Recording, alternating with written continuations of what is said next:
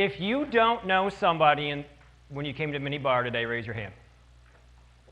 Okay, keep your hand up. No, really. Keep your hand up if you don't know anybody. If you're sitting next to someone who doesn't know anybody, please say hello to them right now for the next 2 minutes. Like who you are, what you do you have a Twitter name, and if you do know people, say hi to the people next to you anyway.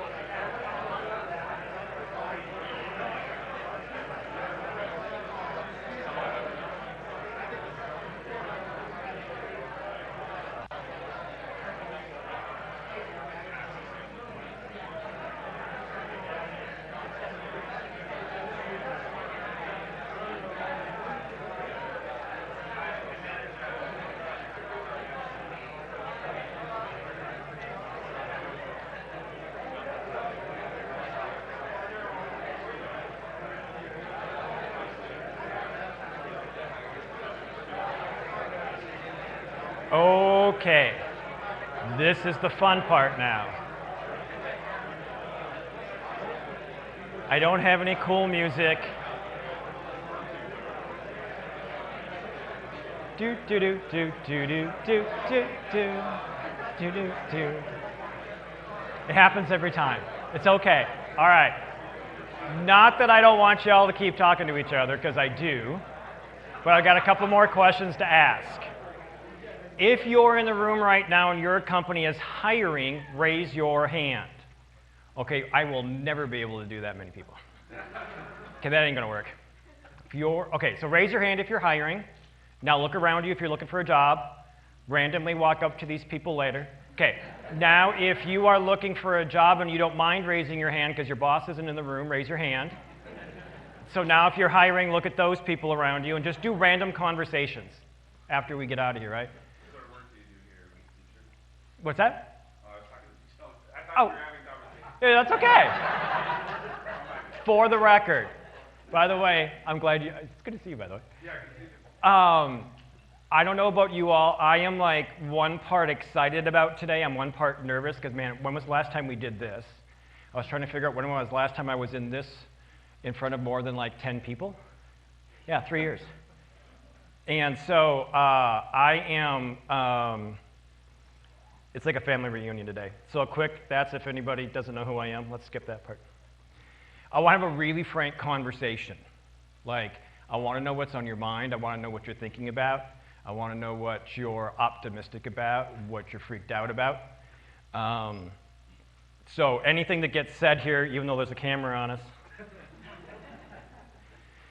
This is actually my slide deck. This is it. Quick little bit about me. I've been tech recruiting in Minneapolis for 20-some years. I say 20-some because it's 24. I don't think 24 is a cool number anymore because now you just sound older, which I am. I'm 51. COVID kicked my ass business-wise. I'm not shy about saying this. I did not bill a penny for 4.5 months, the last half of 2020, which freaked me out because who needs a recruiter if you're not hiring, right? Business came back spring of 21. I just finished yesterday, or maybe technically 15 minutes ago, my 9-month project at Granicus. A cool company, originally was Gov Delivery in St. Paul. Gov Delivery and Granicus got acquired by private equity a few years ago, sort of mashed together. They're now 1,100 people, global company. And so I am now a free agent. So any of you who raised your hands who want to nerd about recruiting, I've got free time now. That's my pitch. So for those of you who are job seekers in the room and you're kind of worrying about stuff, I am as well. So that's the whole how I'm feeling part. If you have been watching the news over the last Well, at the beginning of April, I was giving Granicus and friends of mine advice which said, West Coast tech software companies are slowing down hiring for the back half of the year. It was like the best news I had then, because now it's like, oh shit. There's the first cuss word of the morning. I haven't even said sucks yet. And it gave me some pause, and so I was, and I'll give this talk later today about recruiting, but I was saying to my friends, like, if there was ever a time to be aggressive about hiring, it's now, right? If West Coast tech companies are going to hit a pause, we should be really super aggressive. And of course, now we've had a bunch more hiring freezes. Now we're seeing layoffs. So if you're in the room and you're job seeking, as I guess theoretically I am, I'm a little concerned right now. So just to give you a sense of like, I kind of feel a little bit of what is on your mind. So how does it impact the Midwest? I think for the people who are hiring who are in the room, if you ever like I almost dropped the F-bomb too. Whatever. If you're in this room and you're hiring, be really fucking aggressive right now. Right?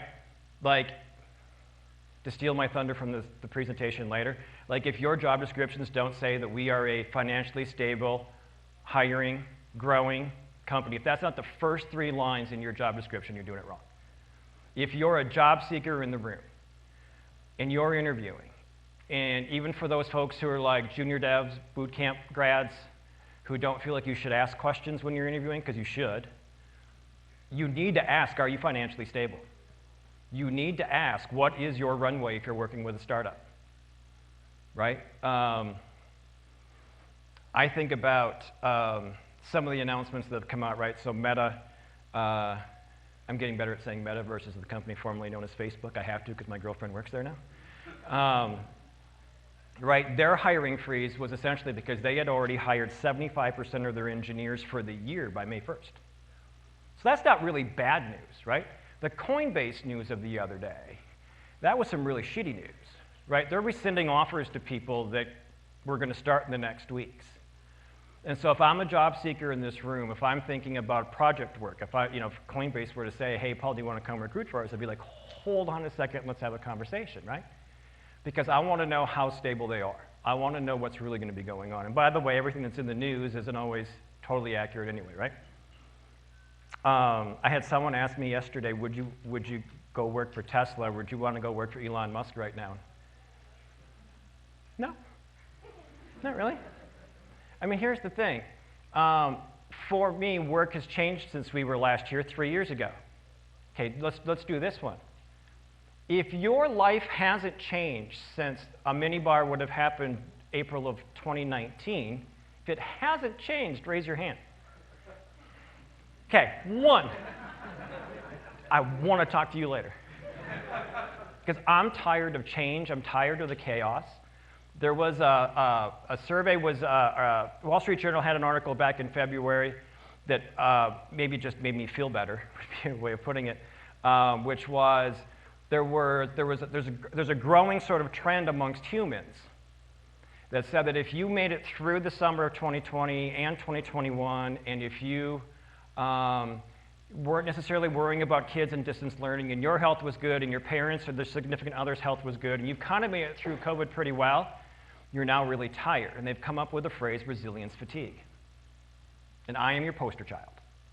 I have been tired for 5 months. I'm exhausted. Like I told the folks at Granicus. Heads up, I'm doing my 8-hour work, but it's taking me 9.5 hours to do it. I'm not efficient, I'm not productive, which is a really good thing for me to say while I'm looking for a new gig, right? I swear we did really well, because we did still hire 18 people in the last 6 months in just tech and engineering alone. So I think I still did all right. But I give all this stuff for context because we've already had conversations here this morning with people who have been saying like how they're thinking and feeling. And I don't think we've done enough of that lately. So I just thought I would share some of where I'm at. So if you're going, well, if that dude's feeling it, well, then that's okay that I am too. Either that or we're both in the same dumpster. I don't know which. I'm actually pretty optimistic, by the way, generally speaking.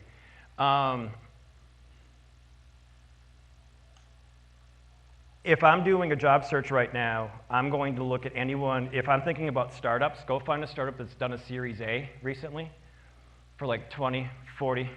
Did you do one? What's the name of your company? Pacific Eagle. Wait, what the hell is that?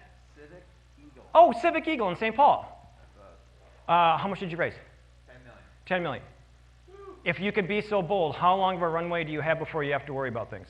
3 years. Okay, Civic Eagle in St. Paul is my example for this presentation.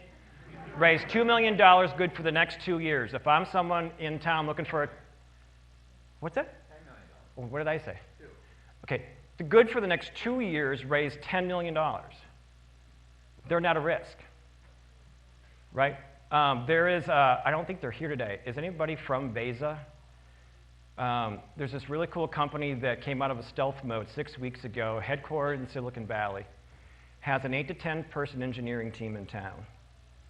So 2.5 years, has now raised 110 million.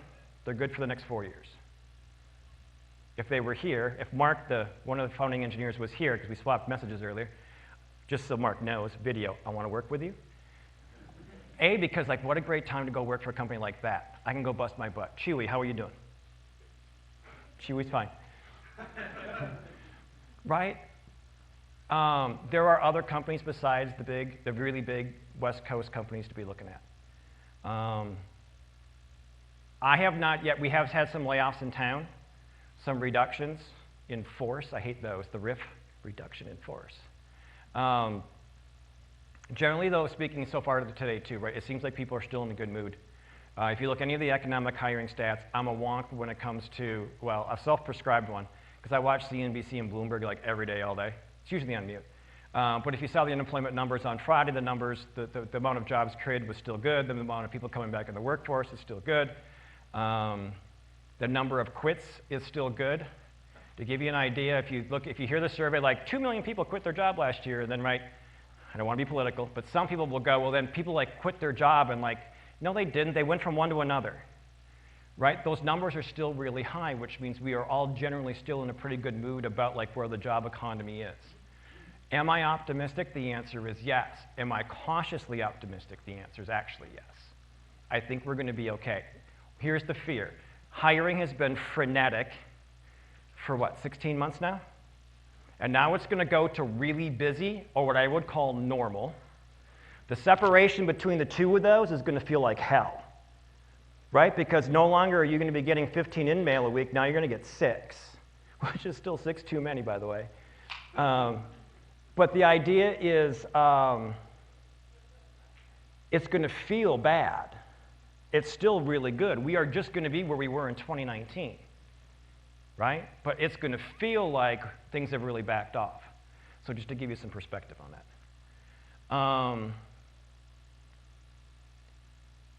We're still in demand in this room, right? If we go back to the number of recruiters who were in this room, and the reason why the recruiters in this room, because they were assuming I was going to draw a bunch of job seekers into this room, generally speaking. So if there were, what, 25, 30 companies that are hiring, right? I think it's going to bode well for Midwest or the non-coastal companies. That's where my job search would focus. I would be focusing on asking questions, because some job descriptions are really unclear right now. Are you back in the office? Are you hybrid? Are you remote? Interestingly enough, though, not everybody wants to be remote, for the record. I have a lot of people, that's 10%, but that feels like a lot, who are like, I want to be back in an office 5 days a week. That's just how I'm wired. So when you're interviewing with companies, ask them if they're not being really descriptive in that job description, okay? Because for me, I've always been hybrid. I've been hybrid for 24 years now. I say 20 plus because that's cooler than 24 in my brain. 24 is like, how old are you? Have we hit salary peaks? I'm going to politely say yes.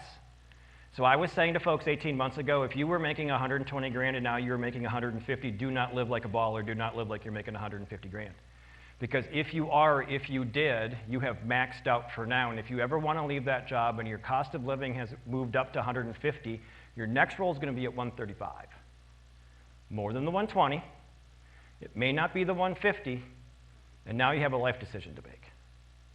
So if you're doing a job search in these next months and you're able to significantly increase your salary, if it's 70 grand to 95, don't live 95. Live 80, live 85.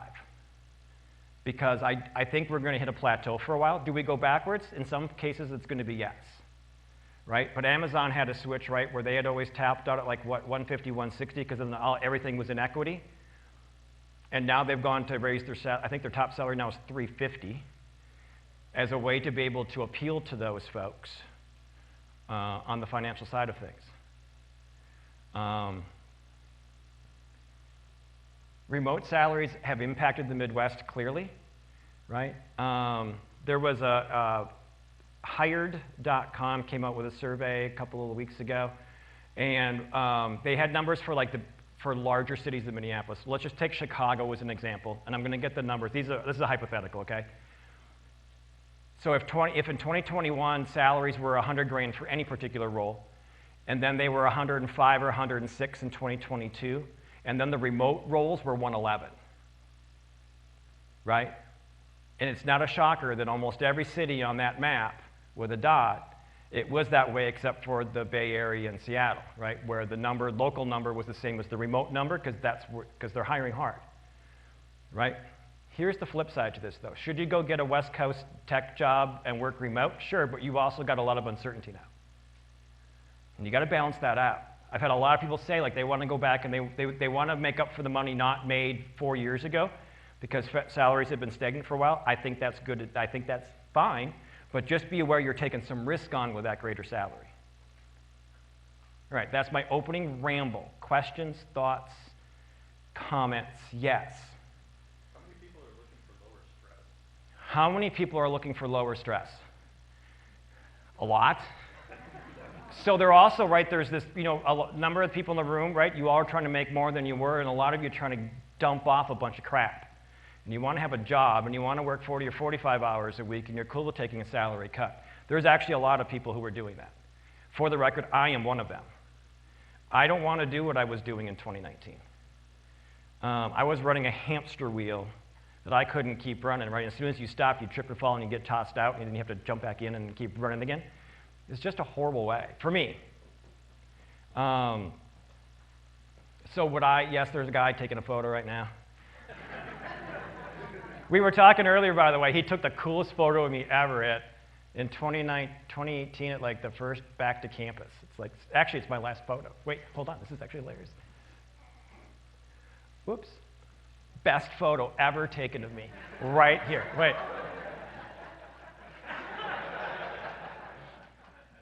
Thank you, by the way. It's so meta. Truly though, like that was, I'm like, I've used that for, yes. Seriously, it's the best photo I've ever had.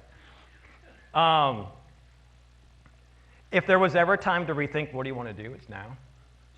Right? Do you want to go work for a startup? I do, by the way. I have never worked for a Silicon Valley-based startup. And I would love to find one who wants someone to work remote, who understands employer branding, who understands building talent pools. Because here's the thing, for me, I'm at an age where I'm thinking about, like, I've got time to make one really big mistake, right? I've got time to do a good one, and then I need a home run still in my career. I think both financially and for my ego. Just gonna be not shy about it. I would love to go work with a well-funded Silicon Valley startup. There is nothing wrong with working with one in St. Paul, for the record. But like, I want to go try to hire hundreds of people. I want to go build a recruiting function that can scale. And I want to see if I can do it, because I'm certain I can. I just haven't. I think a lot of people, right, mental health has been on all of our minds, and we just had Mental Health Awareness Month. For the recruiters in the room, if your company is doing something about that and it's not in your job description, you're doing this wrong. Because most people are thinking about this. By the way, if you're standing in the back of the room or sitting, just come down and find a chair. Or sit in the front row. Like, really. Because you're, really, just come down. Just walk down. You're going to want to stay. That's true. I have gained way more than the 2 I've lost. So that's cool. Question? Yeah, I have a question. Can you hear me through my mask? Yep. Ooh, sorry. Yes, I can. I'm not job hunting right now. Yeah. Lawyer, you heard me on camera. But I am at a point where it's been 4 years since I changed jobs. I'm not sure where I should be, how I should be making my 5-year plan. Recruiters typically take money from companies, not from job seekers. Is the moral way to waste a recruiter's time asking for career coaching? I don't think I've ever been asked that question. I'm like, oh, you still have people. Yeah, how do you find a recruiter? You wouldn't be bothering. I would ask your friends and your peers, have they worked with a search firm or consulting firm recruiter that they liked and trusted? And I would just say to that person, hey, I am not your person now, but likely in the next 18 months I'm going to be, but do you have time to have a conversation with me now? So just own it up front. Some of them may not. Most of the good ones should say yes. Here's a mini rant for you. I hate the word hate.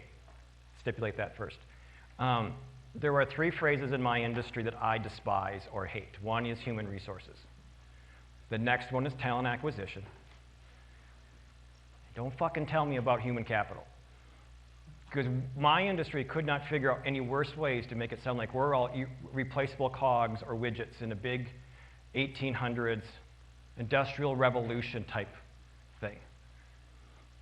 Just for the record, I despise, hate these phrases. If I am you and I'm doing a job search, and if even for because I know there's a couple of recruiters in the room who are here to recruit, but they're also looking for a job, don't look at any of them right now.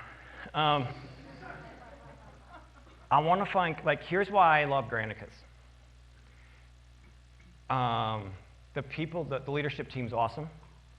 The work that they do, right, the way I would phrase it is, have you ever had a positive digital experience with federal, state, or local government? And most people just laugh. And I would say we're trying to fix that. I want to work for companies like that. I want to work for someone who's making a difference on something. I want to work for a company who's bringing me joy or bringing its customers joy. So I do think about Chewy. We get the box, Tori gets the box every month, and Taco, the Jack Russell Terrier, which is the actual Instagram account. Taco, the Jack Russell Terrier. She now freaks at every box that shows up at Tori's house. Every Target shipment gets just torn apart, and it started because of the Chewy box, by the way. So if you're ever looking for an endorsement, I've got a dog for you that needs to make some passive income. To go back to your question, though, I would ask friends and ask peers and ask for a referral. And then be honest with that person and just say, hey, I need to think about some career stuff. By the way, send me an email. Yes? How long, if you put yourself out on the market to find a job, about how long does it take to find a job right now as a developer? So the question being is, how long does it take to find a job right now? The answer is, so part of it's going to be depending, right? Are you graduating from Prime on yesterday? By the way, do we have any Prime grads who's...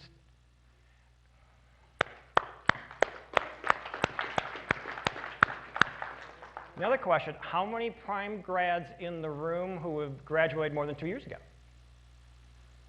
So by the way, if you're, okay, keep your hands up. If you're a Prime grad and you don't know, just graduated on Friday or in the last weeks, now go find those folks afterwards. And ask them if you were them, if they were you, what would they be doing right now?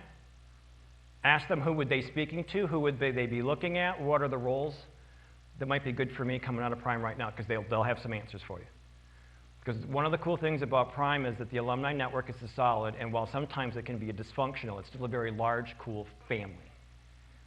And for the record, I'm a poster child for those folks. My fob still works from the volunteer work I did 4 years ago.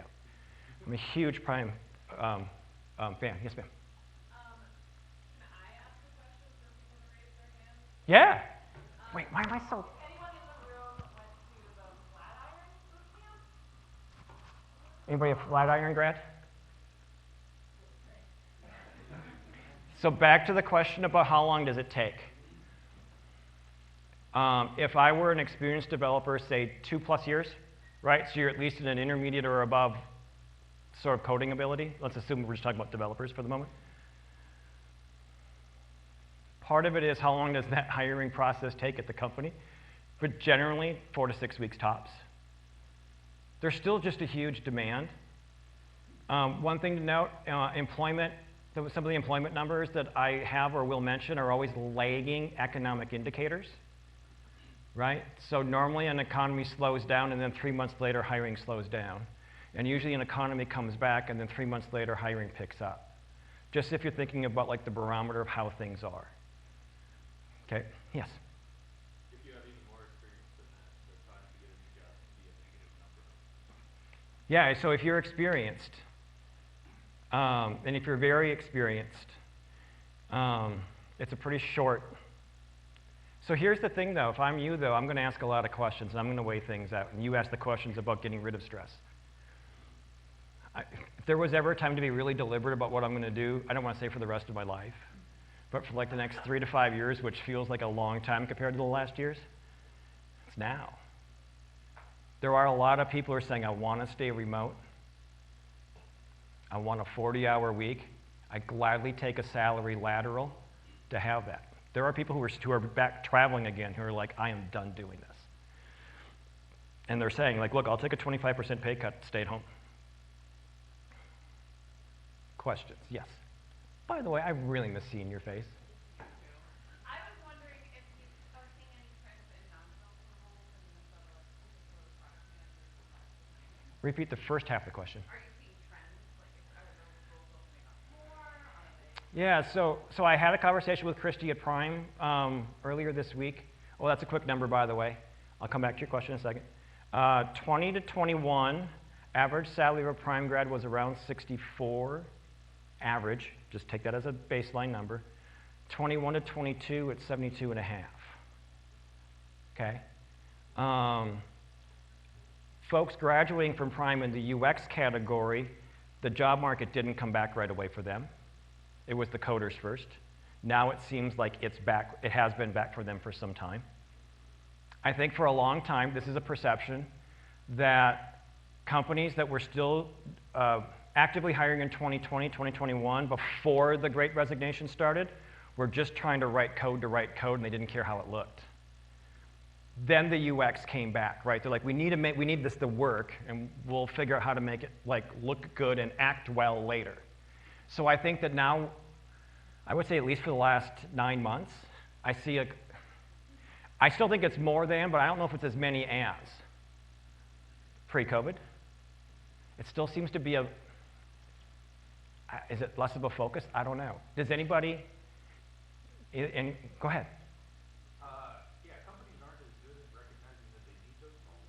Coders are, like, we are kind of cogs in a way, where it's easy to say we need 1,000 of them, but product and UX are not like that. So the idea, right, is that, we know we need to code, and sometimes, is that a good paraphrase?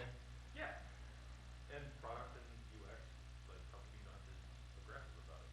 We're just not as aggressive about it. By the way, Adrian, are you all still hiring? Yeah. And you work where? In your.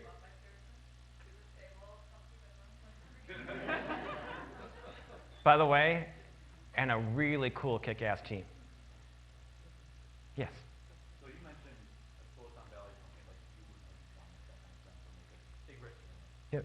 So if someone has a lot of product management experience here in Minnesota or in the Midwest, and you want to try to make that jump now or sometime in the future, what would you be asking those employers who are now cutting 10% of their workforce? Hmm. Like Tesla is. You have some of the best people and you're cutting 10%. That's a huge number, right? There's huge numbers going out in all those companies like, hey, we're going to cut a huge part of our workforce, whereas these Midwest companies aren't considered tech companies, but they do keep their people. Yep. And so what questions do you have? So I'm going to slant your question a little bit to something I was thinking about on the way here while I had the music on too loud. Guess when I do my best thinking. If I were in the room and I'm not doing an active job search today, but I know I want to do one in, say, a year or two, and maybe I want to go work for a West Coast either software or startup company, and even though I know they're laying people off or have a hiring freeze today, I'm going to reach out to them now. My name is Paul DeBettignies. I'm a senior tech recruiter, people operations consultant in Minneapolis. I appreciate you all have a bit of a storm going on right now, but when you start hiring again, I want you to remember me and I want to have a conversation with you. Is actually the pitch I would make, because it's the one that was in my head this morning as I was thinking about what I want to do for a while, right? It's, this won't last forever. It's a how long does it last for? And as we learned after COVID, what the hell were you? I always try to think about language. Are we still in it? Whatever we're in, right? I don't think I didn't think when we went to we're just going to shut down for 2 weeks that was going to last that long or this long, depending on definition, right? I will say that I think that a mistake that companies are going to make is the same one they made 2 years ago, where they're going to start letting their recruiters go, right? Because we're expendable right now, and that's not because I'm one of them. I think it's such a, I won't say those words, stupid thing to do, because then what do you need to do when you need to turn the faucet back on? Not that I want to turn you all into water, but it's a, right? You need to turn the faucet back on for recruiting, but you let all your recruiters go, and now you're going to lag 6 months until you can get all your recruiters, get them up to speed, and then you can start hiring again. But by the way, if they do it, cool, because it's good for my business. I think it's just stupid, right? So I'm going to proactively make relationships with people at these companies now. I'm going to be like, I'm 16 months, 18 months, maybe it's 12 months. How did I not see you sitting there? You're sitting next to one of the coolest people that I know. Which is Eric Kremlinger, who he and I worked together at Doherty Business Solutions a couple of years ago. Where are you at now? At a startup called Try. And okay, stand up, because I know you're good with this. Eric's not one of those shy people. Okay, so you're at where now? A company called Try. It's a Brazilian-based startup. Because see, this is all I know. That was the line I knew. So give me 2 more sentences. Like, what do you do? Like, are you hiring? And like, clearly they remote people because you're here. Yeah. So it's interesting. Most of our staff is in Brazil. However, we're trying to create a footprint in the U.S. and we don't know how to hire. So we're creating this from scratch. And how much of that are you helping with them, since you are a, Product manager. you know, what would you call yourself now? A recovering recruiter? With a lot of empathy and love. What do you do? Yeah, okay, what do you do? So we build applications to connect the capital markets to farmers in Brazil. So we build tech tools for farmers and especially the inputs resellers. So seeds, chemicals, and it's connecting those two markets in a really simple way. Simple. That's what we're trying to do. And so you are hiring? We are hiring engineers in particular. You need it, right? Just saying. Yes, ma'am. If you were making a career shift to tech, so you don't have kind of like several years of experience, is it better to go for a startup or a larger company? Who has an opinion on if you are, go ahead, take it. Also look into single places like government and universities. Those are kind of small cities, and they use tech for departments that don't know anything about tech, but probably do something like what you used to do. Go ahead. I was just gonna, like, I swear by the GLP program at Target, because that was a really wonderful pipeline to that career. What is the name of the program? TLP, Technology Leadership Program. So Target Corporation, Target Leadership Program. I'm going to find companies, by the way, for the boot camp folks, regardless of what your school is, if I'm going to try to figure out where I want to find a job because they've hired junior devs or junior UXers in the past, is I'm going to do a search for Prime Digital Academy on LinkedIn, find those former students and see where they got their first job, because now you have a greater chance or a higher success rate. I've been given this advice for years. The last thing that I want a new boot camp grad to do is to get a job and be stuck like a potted plant. Some of you already heard this for years from me now. I don't want you to be stuck like a potted plant in the corner. You never see light, you never get watered, and you never get fertilizer. I would suggest that that's worse than not having a job. I appreciate that we all have financial things to take care of, and we have debt or we don't, and we've got so much time or we don't. But find yourself a job where you can get some mentoring, where you can get, like, sometimes we need to take a job because we need to survive, right? We saw that during 2020. Like I would say, if you can get a QA job, dude, if you can get a tier 2 help, just get a job at that point. When you can be a little more picky and a little more choosy now, find yourself a role where you can thrive. Thrive. Maybe that'll be my word of the day. Yes? Speaking of not having a job, is there any kind of guidance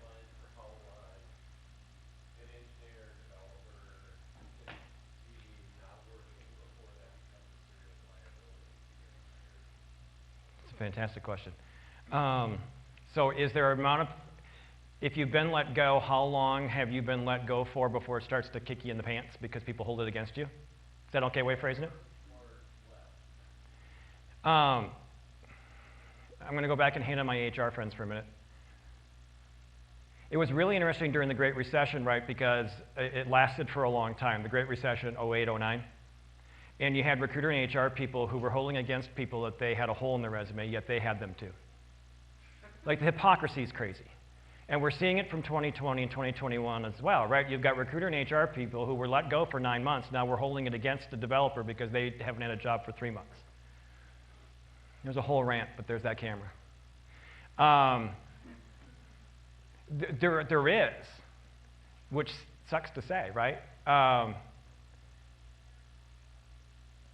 I'm thinking about, and I want to be fair to my friends at Granicus, but we had developers who would be, or UX, I had a product manager who had not been employed for 9 months. And my phone call with them was, I don't know how to ask this question. I don't really care what your answer is, but someone's going to ask me, so I should ask you, like, what have you been up to? And they had a family thing going on. They had a COVID family emergency. They had to stay home and take care of some things. And I'm like, cool, because now I went to our hiring person and I said, here's why, and they're like, cool, let's have a conversation with him. Him was unisex, by the way, them. Still trying to get better with my pronouns. Thinking about a lot of things up here today. By the way, somebody remind me, what time am I done at? So we got 5 minutes. Yep.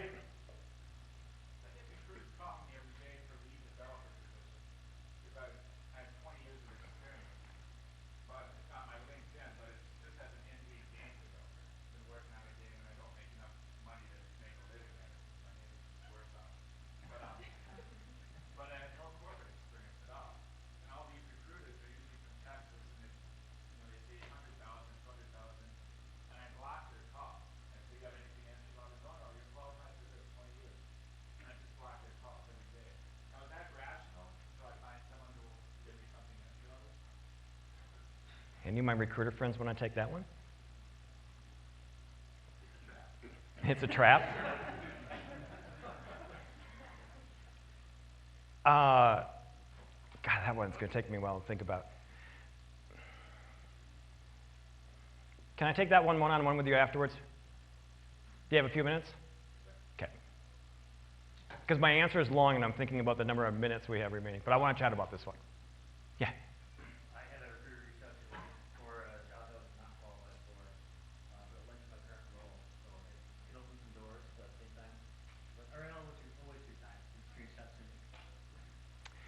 One question I have is for the non-recruiter folks in the room, because I ask this every time I do this presentation. Out of 10, how many in-mail or email from a corporate search consulting firm recruiter doesn't suck? It's always 1. By the way, lately it's been 0.5. Like, I don't even think it's 1 anymore.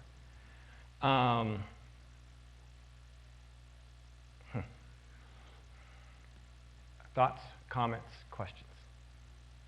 Form letters are always an equal spot. So the form letters, one of the things, if you're thinking about working with a search or consulting firm recruiter, again, ask friends, family, peers, colleagues, who did you work with that didn't suck? I keep thinking that we're in a very human business, but we treat you all very much not like that. Another rant for another day. Yes?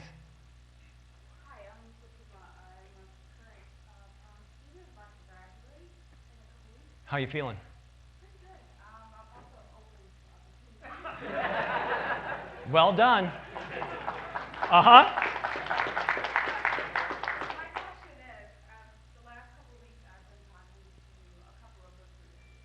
And What kind of recruiters? Corporate search consulting firm? corporate Okay. and a third party, I think. Yep. What does it indicate, like, their communication? Because I'll reply to emails pretty quickly, I'll answer phone calls pretty quickly.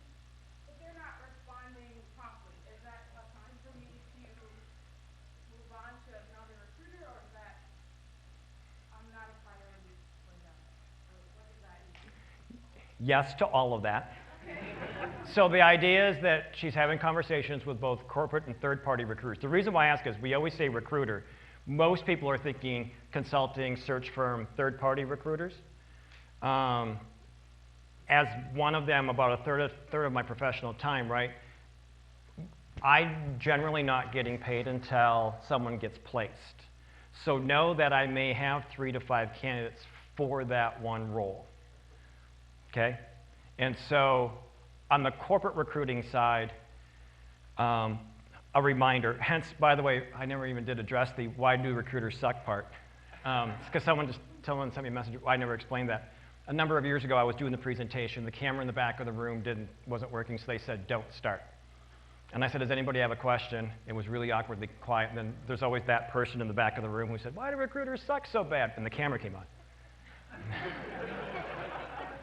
Was it you? Was it really? I've been telling this story for years, and I didn't know it was you. That's hilarious.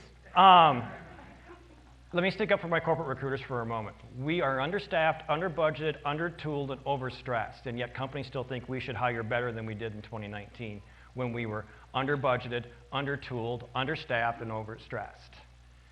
Sometimes corporate recruiters don't get back to you. By the way, I have candidates that I didn't get back to in time before I left yesterday. Hurts my soul. So I have a conversation with a recruiter who's the internal recruiter who's still with the company, right? We have a conversation Monday because I need someone to reach out to these folks because I left them hanging. But no joke, at 3:38, my laptop shut off yesterday. I'm like, I thought I had another hour and a half to finish. Nope. If you're working, first of all, have more than one third-party recruiter you're working with, right? Have 2 or 3 if you can. Do not rely on us. I always say use them like they're a tool because some of us are, right? Don't rely on someone to find a job for you, though. Like, your job is to find a job, and if they can help you find one, that's awesome, right? And we can have a conversation more about that afterwards, too. I got time for one more. Yeah, well, since you are the... So, like, the barrier to entry to being a recruiter is generally pretty low. Kind of like real estate agents, right? I'm not saying... No, it is. So, I think you can do it, and that's kind of why, in general, they suck. But so as the market ebbs and flows, and as we see people getting off, and I think you mentioned recruiters went first, but now there's still a lot of hiring that are coming back. Like, do you see a change in quality over time? Yeah, so that's fantastic. So many companies are hiring, so we're hiring more corporate search and consulting firm recruiters. There is no barrier to entry to be a recruiter, particularly at search and consulting firm places, search firms, right? So your barrier to entry is, do you have a heartbeat and are you good on the phone and can you send a semi-intelligible email, we're hired? That sounds sarcastic, but it's sometimes true. And so, because so many people have come into the recruiting space, right? Companies are saying, we need to hire, we can't find who we're looking for, yet their corporate recruiters are ghosting people. Right? I'm guessing that's part of what you're experiencing. If I'm you, I'm going to probably either email, phone call, politely every 3rd or 4th day. It's more like lurking than stalking. I apologize for the phrasing of that. I haven't come up with a better one. But like, it's okay to like say, by the way, and I know we're at time, if I'm doing a job search, one of the things I'm going to say to whether it's the hiring manager or the corporate recruiter is, when am I going to hear from you again? When can I contact you? This should be a two-way street.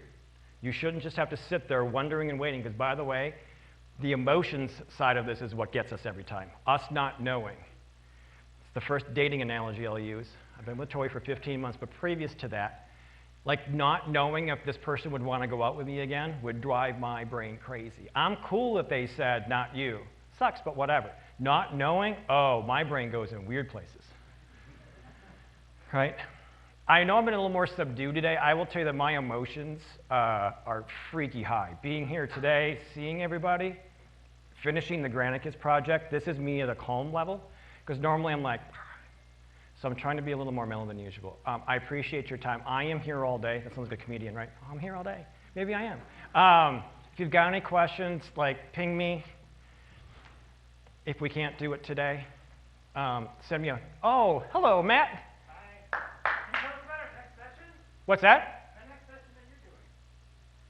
Oh, I'm doing my other one today? Yeah. Oh, for the people who are hiring in the room, I am doing a sort of a recruiting boom or bust, like where are we at, where are we going? I'm going to be freaky opinionated in that one because I think most of us suck at recruiting right now, but that's just a thing. Thank you all for your time.